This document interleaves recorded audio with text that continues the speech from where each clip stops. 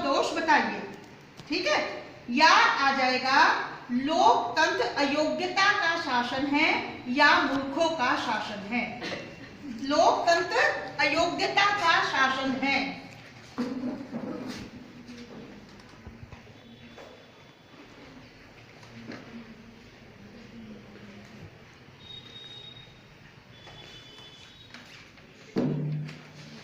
इसे हम कहते हैं अगर आए लोकतंत्र अयोग्यता का या मूर्खों का शासन, अयोग्यता का शासन या हम कहते हैं मूर्खों का शासन। तो इसमें आएंगे लोकतंत्र के दोष। क्या आएंगे इस क्वेश्चन में बेटे? लोकतंत्र के दोष। और अगर हम कहते हैं लोकतंत्र सर्वोत्तम शासन है, लोकतंत्र सर्वोत्तम शासन है, तो ये आएगा लोकतंत्र के गुण। लोकतंत्र के गुण आएंगे, या सीधा भी क्वेश्चन आ सकता है लोकतंत्र के गुण दोष बताइए, है ना। अब इसमें देखिए मूर्खों का शासन क्यों कहते हैं। लोकतंत्र को ये कहते हैं कि इसमें कोई भी व्यक्ति, मान लीजिए मैं हूं, मैं चुनाव में खड़ी हो जाऊं और मुझे लोग वोट दे दें, चाहे मुझे में योग्यता हो, क्षमता हो, नहीं हो, मैं वाकपटु हूं, दूसरों को बेवकूफ बना सकता हूं, पैसे से लोगों को वोट खरीद सकता हूं, तो मैं जीत जाऊंगा। अपराधी लोग चुनाव जीत जाते हैं। आपने देखा फूलन देवी जो डाकू थी वो भी चुन गई थी, या और भी बहुत सारे जो भ्रष्टाचारी अपराधी लोग हैं वो चुनाव जीत जाते हैं। जब चुनाव जीत जाते हैं, चाहे अपनी ताकत के बल पर, धन के बल पर, शक्ति के बल पर, तो वो तो प्रतिनिधि बन के आ गए, वो तो संसद में चले गए। अब चुनाव किसने? हमने वोट दिए। तो कहते हैं लोकतंत्र में कोई ऐसी योग्यता नहीं रखी गई उम्मीदवार के लिए कि आपको इतना पढ़ा लिखा होना चाहिए, इतना होना चाहिए। उसमें केवल ये है कि आपकी उम्र इतनी हो गई, 25 साल या 30 साल। कोई शैक्षणिक योग्यता प्रतिनिधियों उम्मीदवारों के लिए नहीं रखी गई है। कहते हैं आजकल की क्लर्क या छोटे से पियोन के लिए भी 10वीं पास है, लेकिन एक देश का प्रतिनिधि बनने के लिए भी कोई योग्यता नहीं रखी गई। इसलिए इसे अयोग्य और मूर्खों का शासन कहा जाता है। दूसरा इसके अंतर्गत ये कहा जाता है इसमें जो अमीर है, पैसा खर्च कर सकता है चुनाव में, वो जीत जाता है। जो भाषण और वाक्पटुता में निपुण हो वो चुनाव जीत जाता है। तो योग्य व्यक्ति जो चुनाव राजनीति के चक्कर में नहीं पड़ना चाहता, वो क्या करता है, चुनावों से, प्रतिनिधियों से दूर रहता है। वो मतदान भी कर जाए तो बहुत बड़ी बात है। कुछ लोग तो मतदान करने भी नहीं जाते, और अगर चले गए तो बस बेमन से वोट डाला है। तो वो कहते हैं कि ये एक योग्य व्यक्तियों का शासन नहीं है। और जब योग्य व्यक्ति नहीं आते तो क्या होता है, जो पहले पैसा खर्च करके आया अब वो 5 साल में पैसा कमाएगा। भ्रष्टाचार, बेईमानी को बढ़ावा मिलता है। राजनीति इन लोगों के लिए पेशा बन जाती है। 1 बार, 2 बार, 3 बार, 4 बार चुनाव लड़ते चले जाते हैं और पक्के हो जाते हैं, और बार बार उन्हीं को लोग जिता देते हैं। तो उनके लिए वो अपना काम धंधा छोड़ देते हैं, वो केवल पॉलिटिक्स को ही पेशा बना लेते हैं। जबकि राजनीति सेवा है, राजनीति कोई पेशा नहीं है। राजनीति है जनता के हित में काम करना, वो एक सेवा है।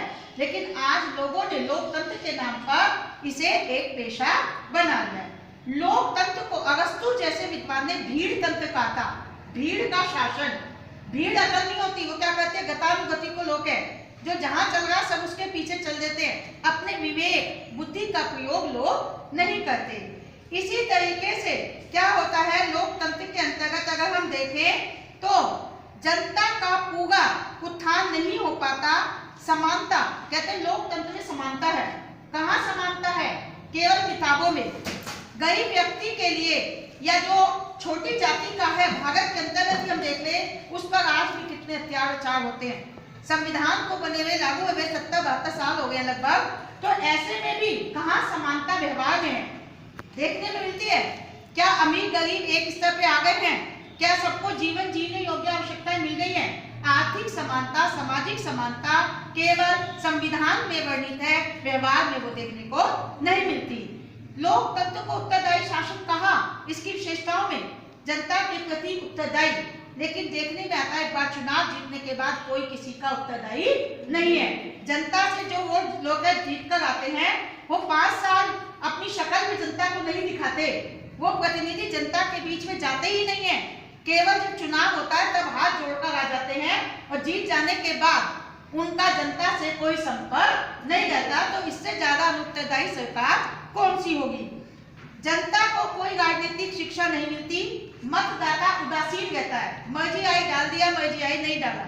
उनके लिए क्या है, कोई भी आ जाओ हमें क्या फर्क पड़ता है, कोई भी जीत जाए हमें क्या होगा, कौन सा हमारे लिए थोड़ी काम करेंगे, सब अपनी जेब भरते हैं, अपने लिए टारगेट करते हैं। अपराधी इसमें प्रवेश कर गए। हमें देखने में आ रहा है जिन लोगों के ऊपर मुकदमे हैं वो राजनीति में आ गए हैं। लेकिन अब दूसरा पक्ष है, हम कहते हैं यह योग्यता का शासन है, हमने अपने तर्क भी दिए, ये डिबेट का भी मैटर है। लेकिन क्या लोकतंत्र का कोई विकल्प है, क्या लोकतंत्र से कोई अच्छी व्यवस्था है, क्या कुलीन तंत्र अच्छा है, क्या अधिनायक तंत्र अच्छा है, क्या राजा का शासन अच्छा है जहां केवल एक व्यक्ति या कुछ व्यक्ति अपनी हितों के लिए शासन करते हैं। अगर नहीं और लोकतंत्र से बढ़कर दूसरी व्यवस्था अभी तक नहीं खोजी गई तो फिर हम यही कहेंगे कि राजतंत्र, कुलीन तंत्र, अधिनायक तंत्र, तानाशाही, साम्यवादी तंत्र से सबसे अच्छी व्यवस्था गुण उद्देश्यों का विवेचन करने के बाद लोकतंत्र ही है। क्योंकि लोकतंत्र जनता के हितों को देखता है, जनता को शिक्षित और जागरूक करता है, जनता का नैतिक उत्थान करता है, स्वतंत्रता देता है, कला, विज्ञान, संस्कृति को प्रोत्साहन मिलता है, समझौते की भावना उत्पन्न करता है, विचार विनिमय, तुम अपनी बात कहो मैं अपनी बात कहूं, दोनों एक दूसरे की सुने और एक निष्कर्ष निकालें, इस तरह का माहौल देता है और विश्व शांति का समर्थन करता है। जियो और जीने दो, वसुधैव कुटुंबकम में विश्वास करता है। लावेल एक विचारक है, वो कहते हैं कोई भी शासन व्यवस्था मानवीय देशों के लिए रामबाण ओष्ठी नहीं है, कोई भी व्यवस्था रामबाण ओष्ठी नहीं है। सबसे बड़ी बात है, ब्राइस कहते हैं कि लोकतंत्र पर आक्षेप किए जाते हैं कि योग्यता का शासन है, मूर्खों का शासन है, लेकिन लोकतंत्र से अच्छी शासन व्यवस्था अभी तक मानव जाति ने उसकी रिसर्च या खोज नहीं की है कि जो लोकतंत्र का विकल्प बन सके। अब लोकतंत्र ने जो बुराइयां बताई वो क्या शासन व्यवस्था की बुराई है या नागरिकों की या जनता की बुराई हैं। अगर इन बुराइयों को दूर कर दिया जाए, सावधानी रखी जाए तो लोकतंत्र से अच्छा विकल्प है ही नहीं। तो लोकतंत्र में सुधार के लिए आवश्यक परिस्थिति क्या है।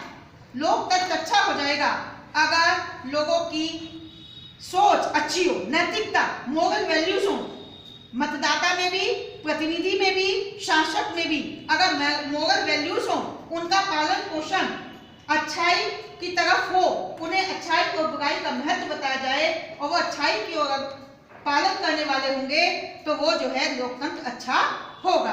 क्योंकि जैसा प्रजा वैसी राजा, हम कहते हैं जैसी प्रजा वैसा राजा लोकतंत्र के लिए, कि अगर प्रजा अच्छी है तो राजा भी अच्छा होगा। हाँ, उम्मीदवार कहाँ से आते हैं, हमने से आते हैं, हम लोगों में से ही चुने जाते हैं। जैसा हमारा व्यक्तित्व वैसा ही उनका व्यक्तित्व।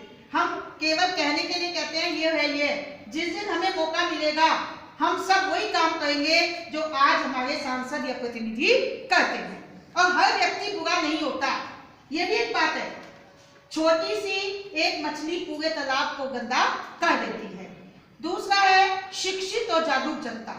अगर लोकतंत्र तभी सफल होगा जब जनता शिक्षित होगी, पढ़ी लिखी होगी, किसी के बहकावे में नहीं आएगी, लालच में नहीं आएगी और जागरूक होगी कि क्या हो रहा है देश में, सही हो रहा है, गलत हो रहा है, और गलत बातों का विरोध करेगी। नागरिकों को स्वतंत्रताएं दी गई हैं, उनका वो सही ढंग से प्रयोग करेंगे।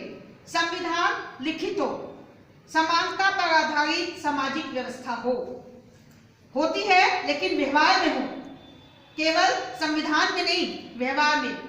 स्थानीय स्वशासन हो, राष्ट्र में एकता की भावना हो। हम देखते हैं कि भारत जैसे देश में एकता है ही नहीं। हम अपनी धर्म, जाति, संप्रदाय से ऊपर नहीं उठ पाते। जो भी निर्णय है, जो भी बात है, जो भी विचार विनिमय, जो भी डिस्कशन है, हम धर्म, जाति, संप्रदाय के आधार पर करते हैं। या राजनीतिक दल भी केवल अपनी शुद्ध मानसिकता को पोषित कर रहे हैं, इसलिए लोकतंत्र खराब हो जाता है। स्थानीय सुशासन का मतलब है कि जो लोग जहां पर रहते हैं उन्हें अधिकार शक्ति दी जाए कि वो अपना कार्य खुद करें, उन्हें ट्रेंड किया जाए जिससे कि वो आगे के लिए ऊपर चल सके। स्वस्थ और सुदृढ़ राजनीतिक दल, देखिए लोकतंत्र की धुरी है राजनीतिक दल। राजनीतिक दलों के बिना अप्रत्यक्ष लोकतंत्र नहीं चल सकता, क्योंकि दल ही चुनाव कराते हैं, दल ही उम्मीदवार खड़ा करते हैं और दल ही जीतने के बाद सरकार का निर्माण को विरोधी दल के रूप में कार्य करते हैं। अगर दल मजबूत नहीं है, दल की विचारधारा सही नहीं है, दल में राष्ट्र के प्रति प्रेम नहीं है, वो केवल वोट की राजनीति कर रहे हैं, शुद्ध मानसिकता को लेकर चल रहे हैं, तो लोकतंत्र कभी भी अच्छा हो ही नहीं सकता। हर राजनीतिक दल और उसके नेता को सबसे पहले राष्ट्र हित देखना होगा।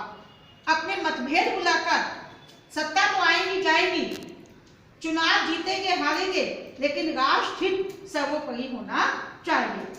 लोकतंत्र भले ही बहुमत का शासन है, जिनकी जनसंख्या पॉपुलेशन ज्यादा है या जिनके वोट ज्यादा आ गए, लेकिन बहुमत को न्यायप्रिय होना होगा। जो वो है अल्प